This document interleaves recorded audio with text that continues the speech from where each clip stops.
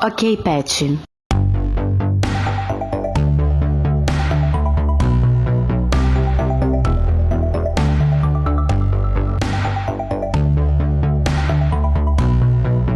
Olá a todos, começa agora o programa PET Discute com o tema Inteligência Artificial. Esse programa é uma parceria do Programa de Educação Tutorial, o PET de Rádio e TV, junto com o GEA, o Grupo de Estudos Audiovisuais, a FAC Web TV e a Rádio e TV Unesp. No programa de hoje, a gente vai apresentar uma das sub-áreas da inteligência artificial, a parte de linguagem natural, e entender um pouco melhor como ela funciona.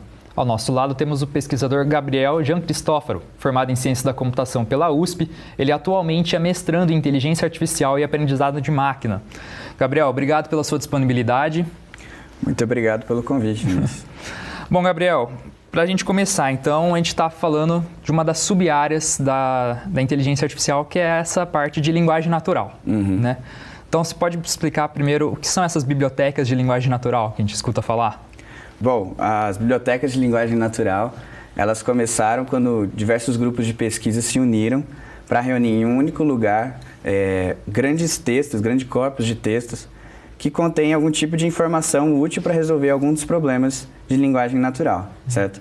Esses corpos de textos foram anotados manualmente, né, por especialistas e eles nos auxiliam, por exemplo, para a gente verificar se tem palavras escritas com erros ortográficos ou não, quando esse corpo de texto ele é um dicionário, por exemplo.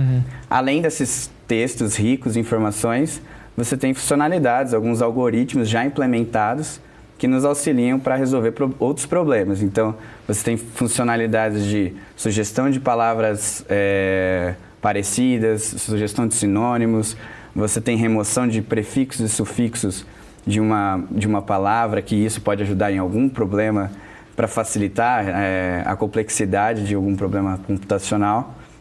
E isso tudo realizado em um só lugar. Essas bibliotecas, em regra geral, elas são sempre feitas de maneira colaborativa e elas, de regra geral, também são abertas para todos os outros grupos de pesquisa que desejam também pesquisar na área. Inclusive, a língua portuguesa, a gente tem por exemplo, bibliotecas que cuidam da língua portuguesa nesse sentido, assim, não é só do inglês, eu diria assim que o Brasil, na verdade a língua portuguesa como um geral, ela é bem avançada nessa área com relação aos outros idiomas, assim.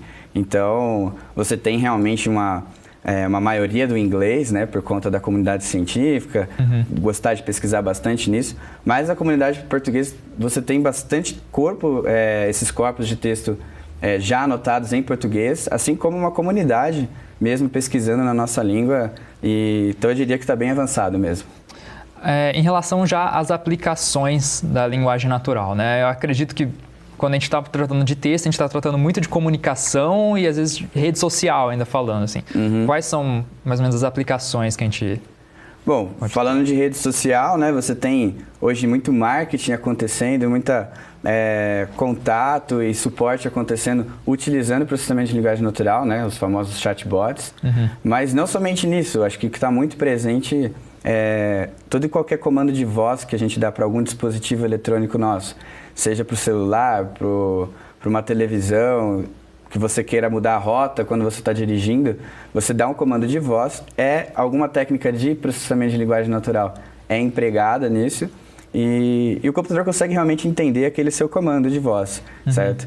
Outras técnicas são implicadas, por exemplo, na hora de fazer traduções de texto, né, de outras línguas. Você tem já alguns aplicativos propondo uma tradução simultânea, né, querendo até substituir um tradutor ali, mas ainda assim é um grande desafio nisso e realmente a linguagem natural ela está presente em diversas áreas hoje do que a gente faz. Quando a gente fala assim, por exemplo, eu falo com o celular, ele busca aquela informação e me responde ali. A gente está falando de fazer uma tradução mesmo, então, tipo a tradução minha de voz para texto, ele faz essa pesquisa e depois ele traduz ali do texto para voz. Exato. Então você, ao dizer, ele pega o som, todos os fonemas, estuda aqueles fonemas que você disse e ele vai formando as palavras. Então, até aqueles textos, aqueles corpos de textos ricos em palavras são utilizados, por exemplo, quando você tem um conjunto de fonemas, você junta todos eles e você forma palavras, certo? Então, através de modelos já treinados com esse corpo e com outras falas, você consegue fazer esse reconhecimento e realmente o computador entender o que você está falando. Bom, falando em redes sociais, principalmente no momento que a gente vive, a gente sempre vê bots, a gente vê notícias, né, sobre bots, que às vezes ou atacam um candidato, defendem um candidato, às vezes escrevem a notícia inteira, né? A gente já viu, às vezes, até notícias sobre bots que podem substituir jornalistas em algumas partes, né? Às vezes o resumo financeiro do dia, alguma coisa assim. A gente pode usar essas bibliotecas de linguagem natural para fazer essa identificação de que uma notícia é falsa ou alguma coisa assim? Você tem toda a razão, assim, os bots hoje eles ajudam bastante na divulgação, né, espalhar essas notícias falsas e ainda que não esteja, a gente não consiga perceber a diferença de uma notícia sendo criada por um bot e uma notícia fake sendo criada por um humano, essa diferença ela está diminuindo conforme o tempo passa. E sim, a gente consegue identificar, inclusive teve um trabalho recentemente divulgado, né, pelo NILC, que é o Núcleo de Inteligência de Linguística Computacional, que eles propuseram um algoritmo mesmo, um classificador de fake news, né, para identificar essas notícias falsas. E para isso eles usam, por exemplo, algumas características.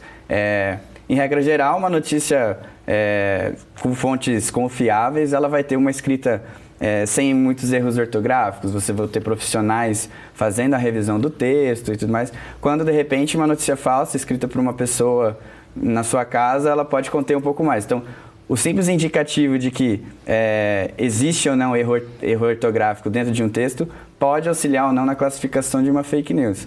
E esse classificador, eles conseguiram chegar num resultado de 90% de acerto na classificação de notícias falsas ou verdadeiras. Então, sim, já é um bom número, pensando que não se tem nada e você tem agora um classificador que pode auxiliar mostrando se aquela notícia é verdadeira ou se ela é falsa. Esse classificador, então, ele é como uma característica, eles são como características daquelas notícias, eles pegam ali e conseguem, tipo, meio que ranquear isso, assim, né?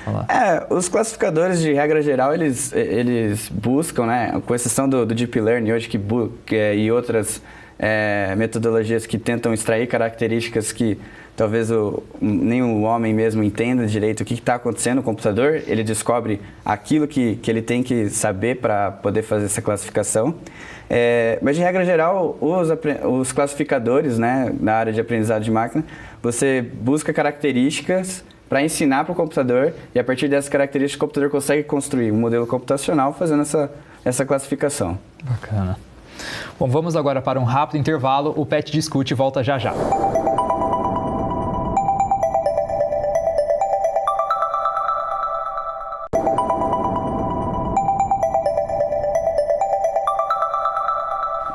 Voltamos agora com o Pet Discute sobre inteligência artificial e o nosso tema de hoje é uma das sub-áreas da IA, a parte de linguagem natural.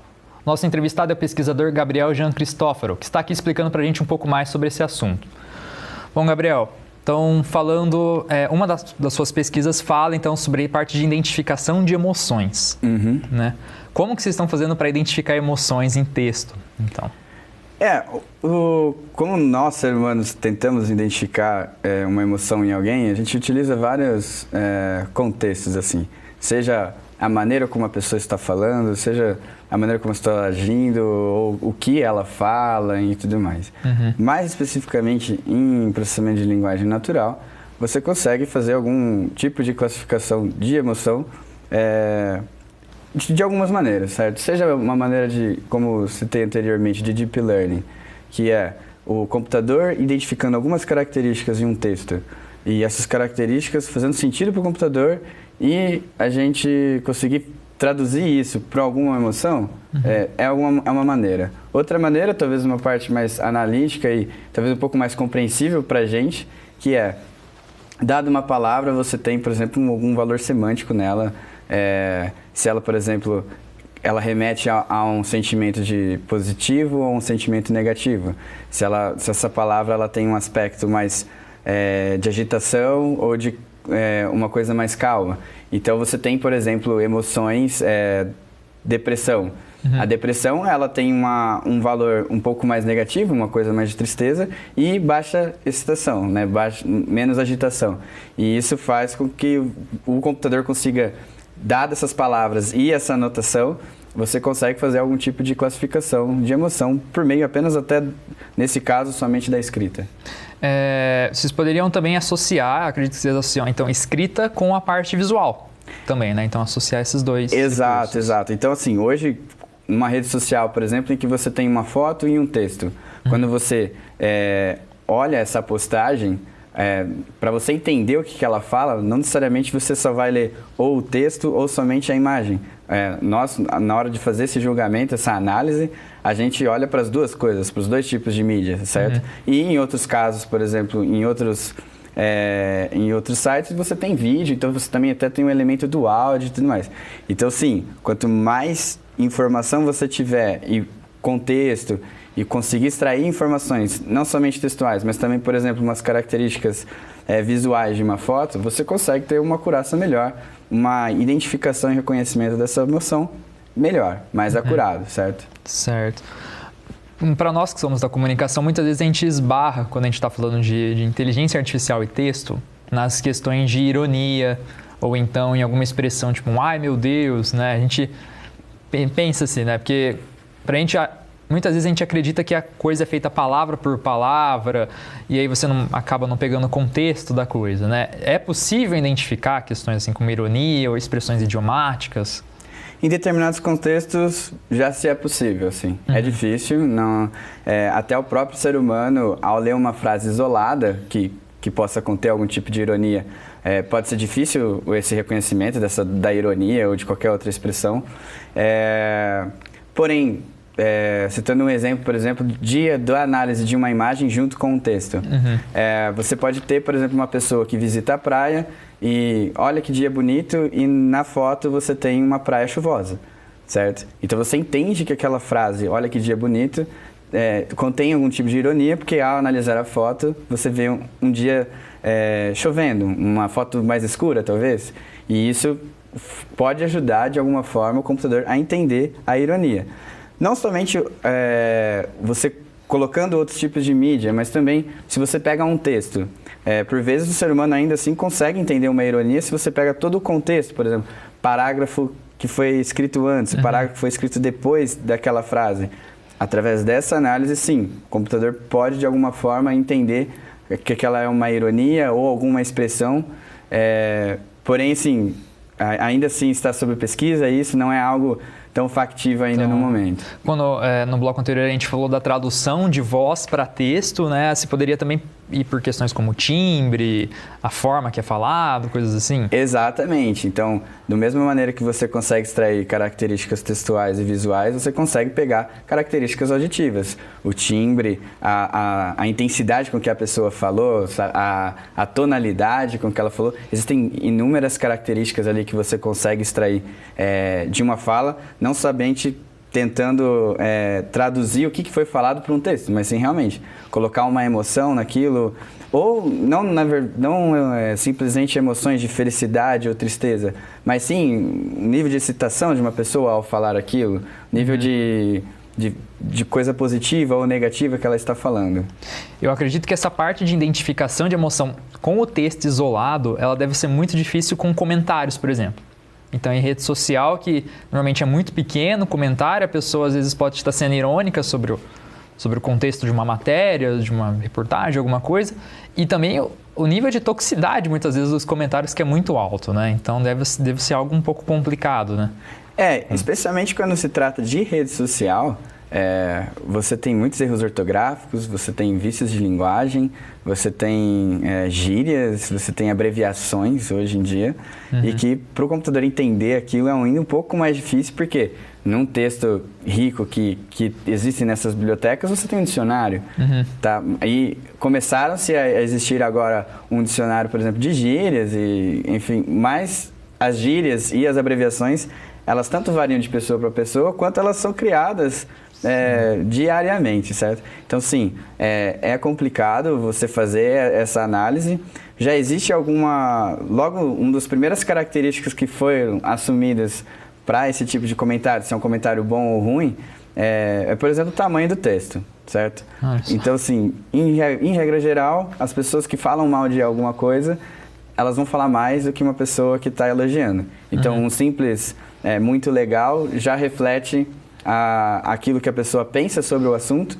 E agora, quando ela não gosta, talvez ela queira explicar o porquê que ela não gosta, né? E além disso tudo, eu acho que poderíamos colocar ali o contexto da pessoa em si, como ela fala, certo? Acaba dificultando ainda mais, mas conhecendo a pessoa e a maneira como ela fala, por vezes o ser humano, você conhece o jeito que um amigo fala. Você sabe, conhecendo o meu amigo, eu sei que ele está brincando nisso ou não. Que ele falar com você ali no WhatsApp ou alguma coisa também, você vai saber se ele está sendo irônico. Irônico ou não. Então, até isso é um pouco mais difícil para o computador, porque se pegar isoladamente aquele comentário, vai gerar dúvida para qualquer ser humano também na hora de ler. Mas se de repente você tem um contexto das maneiras como essa pessoa fala, conhecendo exatamente talvez um pouco da personalidade dela, você consegue inferir isso. É um passo a mais, porém, com toda a Big Data hoje, se você conseguir juntar tudo em um único lugar, você consegue de alguma forma usar esse tipo de informação de contexto para fazer essa inferência de uma ironia, por exemplo. Bom, vamos agora para mais um intervalo e o Pet Discute volta já já.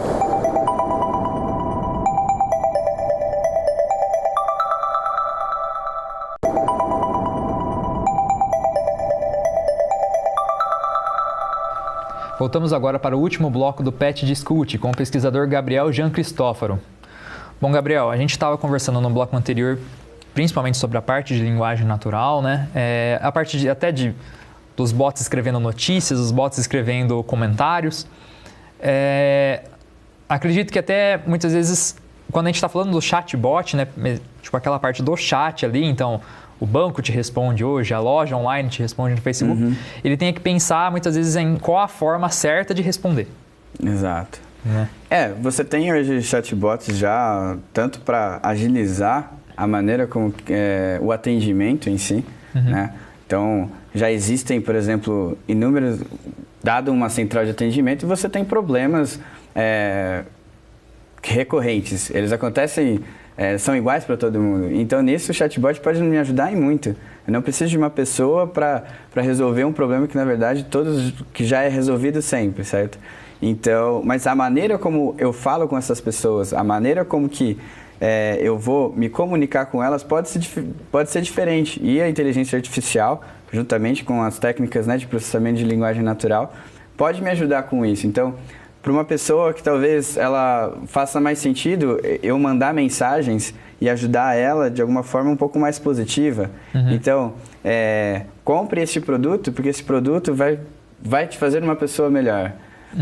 Eu posso falar para uma outra pessoa o contrário. Se você não comprar este produto, você será uma pessoa pior.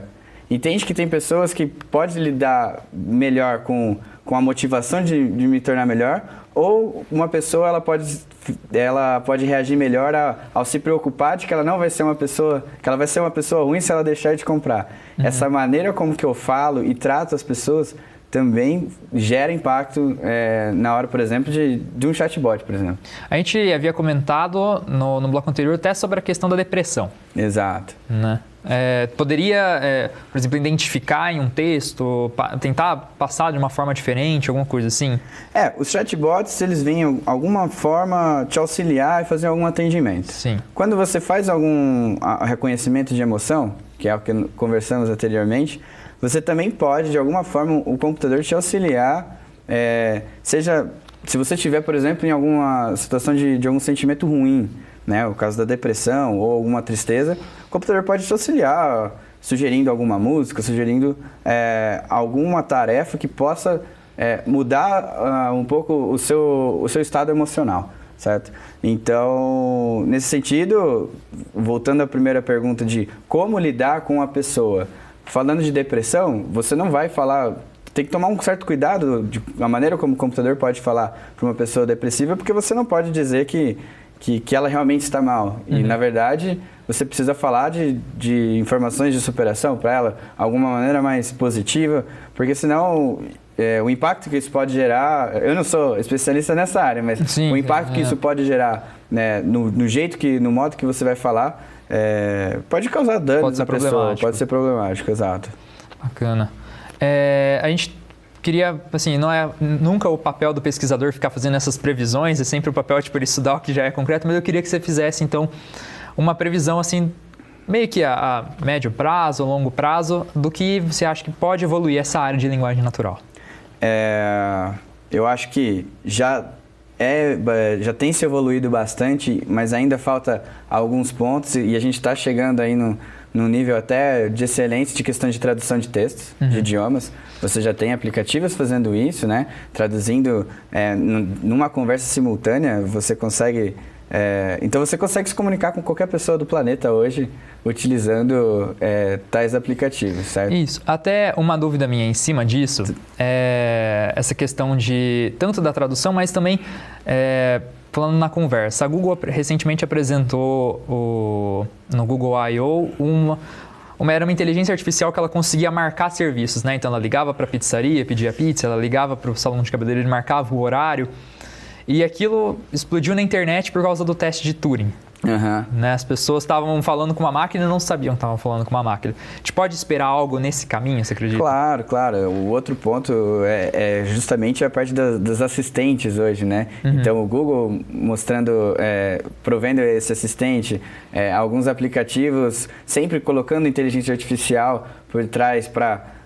dizendo que vai te ajudar a resolver algum problema decisório, os aplicativos de banco mostrando para você conversando com você e mostrando de uma forma bem humanizada, falando para você qual é o investimento que você tem que fazer ou não, certo? Então, o ser humano, ele gosta bastante, talvez, de um coaching, de uma ajuda ali.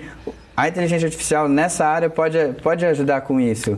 Uma máquina conversando com você, podendo mostrar caminhos para você, que talvez um coach possa fazer em alguns momentos, e agora a máquina também pode, e nesse sentido, sendo bem mais escalável e acessível a todos. Acredito que até assim, o que mais assusta às vezes é a gente olhar para isso e falar assim, nossa, mas a máquina está falando comigo de uma forma muito humana. Tem pessoas que talvez ainda, a nossa geração talvez, seja uma coisa mais filosófica de aceite mesmo, de uma máquina estar conversando comigo, de uma máquina estar me ajudando a decidir ou não alguma atitude que eu vou tomar. Mas isso eu acho algo que tem que ser acostumado, a gente vai acostumar com isso futuramente. A gente vai acabar se acostumando e isso não vai ser mais um problema. Uma máquina me dizendo o que fazer. Ainda assusta porque tem muitas conspirações e ideias sobre... A nossa base de inteligência artificial vem muito da ficção. Exato, né? exato. Onde tem esse domínio, toda aquela questão, né? E eu vejo que... Aí o último ponto que eu vejo de futuro, assim, é justamente produção textual. Produção de novos conteúdos e que esses conteúdos sejam úteis pra gente. Então já existe alguma coisa, então você... Tem alguns algoritmos que você consegue gerar o resumo automático de um determinado livro. E ainda você consegue colocar parâmetros de quantidade de páginas e tudo mais. Porém, alguns artifícios, alguns detalhes vão passar e não vão ser pegos. Então, você aperfeiçoar, né? A aperfeiçoação disso, da geração de conteúdo automático, eu creio que vai ser o próximo ponto ali para... Seja fazer um trabalho em conjunto com jornalistas, como você citou anteriormente, e seja também para criar, por exemplo, o resumo de um livro. Bom, muito obrigado, Gabriel. Muito obrigado pela presença. Você assistiu a mais um programa da série PET Discute sobre inteligência artificial. Esse foi um programa produzido pelo Programa de Educação Tutorial PET de Rádio e TV, em parceria com o GEA, o Grupo de Estudos Audiovisuais, a FAC Web TV, a Rádio e TV Unesp. Todos os episódios estão disponíveis em nossos canais no YouTube. Muito obrigado pela audiência e até!